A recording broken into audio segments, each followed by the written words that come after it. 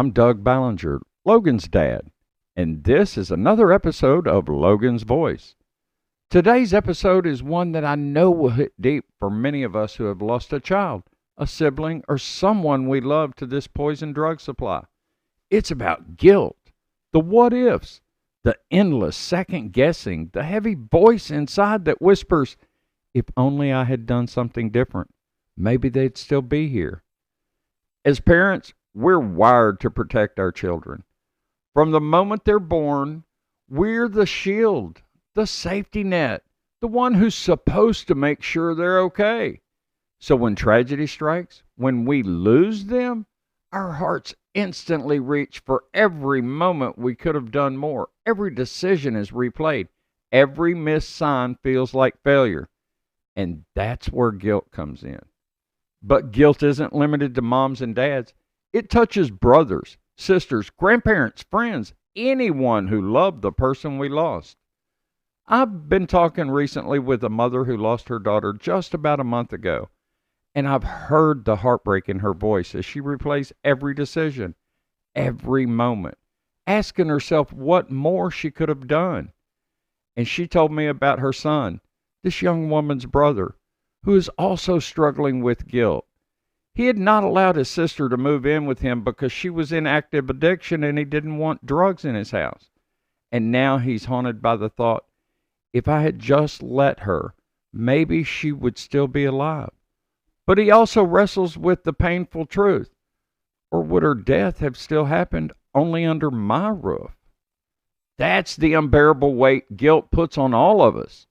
It tells us stories that may not be true, and it leaves us trapped in the what ifs.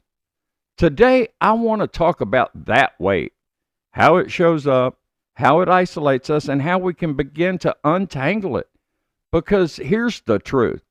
None of us had the power to stop a poison drug supply that has taken so many lives. But in speaking our guilt out loud, we can begin to release its hold and honor our loved ones in healthier, life-giving ways. So let's walk this conversation together. I want to share with you a story about that mom. She lost her daughter about a month ago. The grief is still so raw, so overwhelming that it feels like every breath comes with another wave of pain. In our conversations, she shared the constant second guessing that floods her mind. What if I had noticed sooner? What if I had said something different? What if I had done more? Those words haunt so many of us as parents, and I could feel the weight of them in her voice. But her grief isn't the only one in that family. She told me about her son, her daughter's brother, who is carrying the crushing kind of guilt of his own. When his sister was alive, she asked if she could move in with him, but because she was in active addiction, he said no. And now, since her death, he can't escape the torment of that decision. He wonders every day, if I had just let her stay with me, would she still be alive? That's the kind of guilt that seeps deep into your soul. It rewrites the story of your love into something that feels like failure. But the truth is, he had no control over the poison drug supply. None of us do. Allowing her to move in may not have saved her. It may have only meant that her death happened in his home, and he'd carry a different kind of trauma. Yet the mind doesn't work that way. The mind grabs hold of that single decision and convinces us that we could have changed the outcome, even when that's not reality. This brother's pain reminds me that guilt is not just a parent's burden. It touches siblings, grandparents, aunts, uncles, friends, anyone who loved the one we lost. It tells each of us that we should have been able to protect them, when the truth is, no amount of love could have built a wall strong enough to keep out fentanyl and the poison drug supply. And that's why we need to talk about it. Because silence gives guilt power. Speaking it out loud, admitting it, naming it, it's the first step toward loosening the grips on our heart. The thing about guilt is that it's a liar. It feels real It feels heavy. It feels like truth. But guilt takes the love we had for our children, for our brothers and sisters, and twists it into some sort of failure. It convinces us that if we had just done one more thing, the outcome would have been different. But here's the truth: addiction is a disease. And the poison drug supply we're up against today has changed everything. These aren't the same risks that were out there when we were younger. Back then, someone might experiment and live to tell about it. Today, one pill, one line, one shot can be instantly deadly because fentanyl, xylazine, or even carfentanil is in the mix. That's not something a parent or sibling can control. Guilt loves to play what I call the hindsight game. It takes us back in time and convinces us we should have seen the signs. We should have known. We should have acted differently. But that's not fair. We only had the information we had at the time. We only made decisions with knowledge and the hope we carried in that moment. None of us had the ability to see the future. Think about that brother I mentioned earlier. He told his sister she couldn't move in because she was in active addiction. Was that the wrong choice?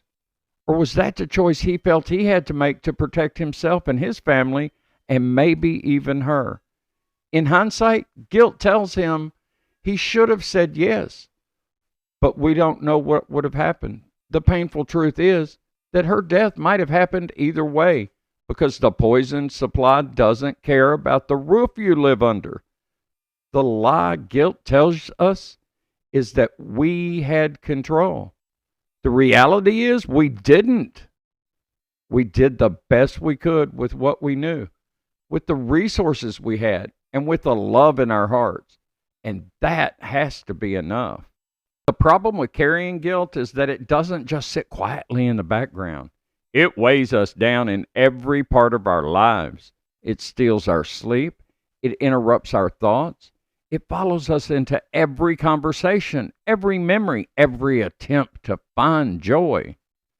For many parents I've spoken to, and I've felt this myself, guilt shows up in those sleepless nights where your mind won't stop running the tape. You lay there staring at the ceiling, replaying every decision you ever made, convinced that if you had just done one thing differently, your child would still be here. And before long, you find yourself not just grieving your child, but blaming yourself for their death. Guilt takes a toll on the body, too.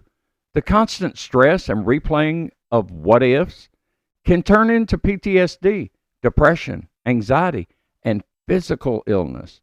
It's exhausting, and it can isolate us because guilt convinces us that we're alone in this, that no one else could possibly understand. It whispers, you failed where others didn't. But that's a lie, too. The truth is, every parent I've met on this journey, every sibling, every grandparent carries guilt. We all have our own what ifs. And when we finally say them out loud, we realize we're not alone at all. In fact, guilt is one of the most common languages of grief after a drug poisoning. But here's the thing. If we let it, guilt will keep us locked in a prison we were never meant to live in. It will keep us from finding healing, from finding purpose, and even from allowing ourselves to smile again. And I don't believe that's what our loved ones would want for us. So the question is, how do we live with this guilt without letting it destroy us? How do we release the grip it has on our hearts? First, we have to recognize what guilt really is. It's love, looking for a place to land. The reason we feel it so strongly is because we loved so deeply. And that love didn't end when our child, our brother, our sister died. It's still alive inside of us. Guilt is just one way that love tries to express itself when there's no longer a person here to protect. One way to begin loosening guilt's hold is to speak it out loud. Write down the what ifs in a journal. Say them in a support group. Share them with a trusted friend. And then, right after you say the words, remind yourself, this was not my fault. I did the best I could with what I knew at the time. Over time, that truth starts to sink in, even if only in little pieces. Another way is to find community. Being with other parents and families who have walked the same path is powerful. When we share our guilt, we often hear someone else echo the exact same what if we've been carrying. And suddenly, we're reminded that we're not alone and that maybe, just maybe, it isn't the whole truth. And then there's purpose. For me, channeling my guilt and grief into advocacy has given me a reason to keep going. I can't bring Logan back, but I can use my voice to warn others, to stomp out stigma, to tell the truth about the poison drug supply that doesn't erase my guilt, but it transforms it into something that honors his memory. The same can be true for you. Your purpose might not look like mine. It might be telling your story, raising awareness, comforting another grieving family, or simply allowing yourself to smile again without shame. Whatever it is, that purpose becomes a way to carry your love forward without letting guilt crush you. And most importantly, remember this. Our loved ones would never want us to live chained to guilt. They would want us to carry their light, not their death. If you're listening to this right now and carrying that heavy weight of guilt, I want you to hear me. You did not fail your loved one. You loved them the best you could, with all that you had. None of us had the power to stop this poison drug supply on our own. None of us could see the future. What we can do is carry their memory forward with love and release ourselves from the lie that we should have been able to change the outcome. And if you're struggling, please know you're not alone. There are thousands of us walking this same road, carrying this same burden, and learning to lay it down one piece at a time. Before I go, I want to ask something of you.